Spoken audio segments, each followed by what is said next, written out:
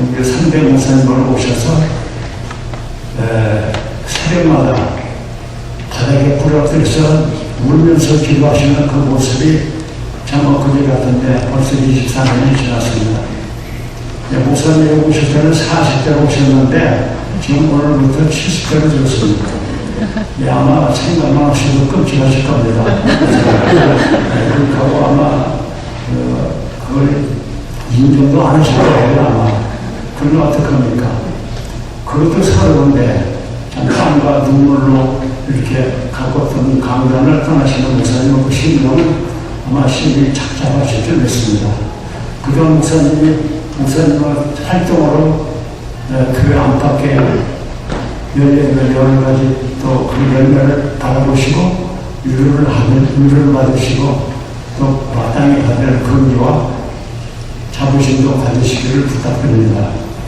그리고 이제 아마 해방된 마음으로 또 홀가분한 마음으로 또 마음의 여유를 가지시고 여기에 양보하시면 그동안 못다한 사모님에 대한 그동안 여러모로 수고하신 사모님은 대해서 많은 위로를 하시고 또 행복한 모든 일을 맞으시기를 부탁드립니다.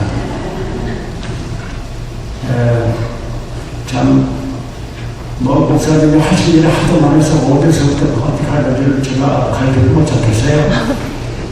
그러나 이제 그 목사님이 과연 그동안 24년 동안에 무슨 일을 얼마나 하셨나 이걸 말씀드리기 전에 참 목사님 한 교회 당회장으로서 한 교회 담임 목사님으로서 또 여러 또 단체가 있는데 단체장으로서 어떤 성품을 가지고 또 어떤 자세로 그동안 봉사를 하셨나 이걸 제가 말씀드리겠습니다. 예를 들겠습니다.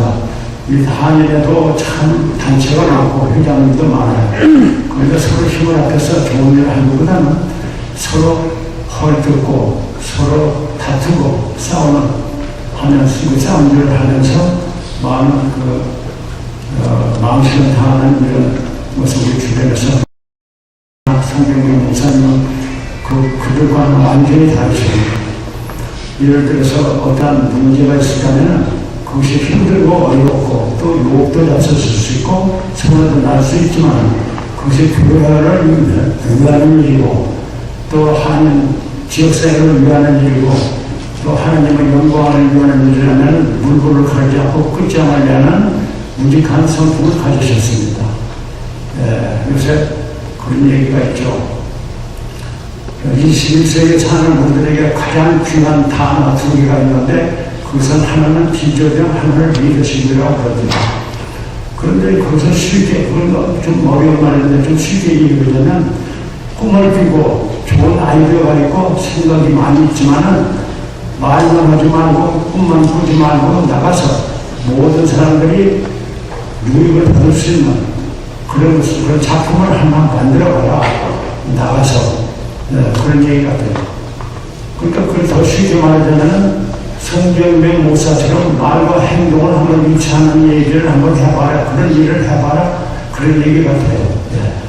그래서 제가 송 목사님이 그동안에 지내오는 휴고사라고 해서 지금 휴고를 했는데 그게 목사님이 하신 그 일을 이렇게 쭉 제가 경험을 보니까 그런간에 한국에 계시는 정주영 회장님의 얼굴이 딱 떠올라요. 얼굴도 비슷해요. 성품도 비슷해요. 그 하시는 스타일도 비슷해요. 그분은 돈을 그런 일을 하면 물건을 안 가리고 그냥 끝장을 내는 그런 우직한 성품이었어요. 우리 목사님은 하나님의 영광을 위하는 일을 하면 물건을 안 가지고 끝장을 내시는 우직한 그런 성품을 가지셨어요. 그래서 그분은 참 땅에 있는 기업을 잘 운영해서 많은 사람들에게 물질적으로 도움을 줬지만 우리 송병근 목사님은 하늘의 기업을 잘 경영해서 많은 사람들에게 영적으로 큰 도움을 주셨다. 저는 그렇게 생각을 합니다. 항상 초기 때부터 눈물을 어린 기도를 하면서 그 속에서 다 비전을 바라보고 하면 된다는 그 믿음의 힘으로 여기까지 오신 송병민 목사님을 그동안 모시고 가까이서 모시고 많은 것을 보았고 많은 것을 배웠고 많은 것을 느끼면서 지난 24년은 저희들에게 큰 행운이었다고 생각합니다. 그는 우연한 행운이 아니라 하나님의 그 오묘하신 섭리 가운데 이루어진 행운이라고 저는 생각합니다. 이제 목사님이 그동안 우리 교회를 위해서, 이 교회를 위해서, 우리 성도들을 위해서 얼마만큼 몸과 육신을 들여서 이 교회를 살아가고 아꼈는지 그걸 제가 잠깐 말씀드리겠습니다. 목사님이 취임하신 뒤에 10년 동안을 그때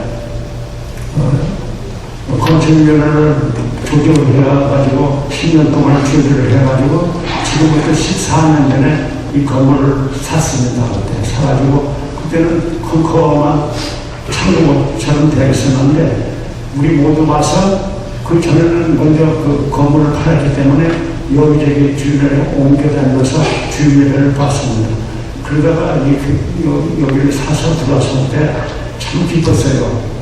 창고처럼 컴컴했지만 그래도 밖에 파킹락도 있고 안에 또 공간 넓어서 참 기쁨으로 예배를 드렸지만 송 목사님은 기분이 안 났어요. 컴컴한 창고 같은 데서 철저히 드는 의자를 앉아서 예배 보는 것이 막 안 것 같아요. 그래서 시작을 했어요.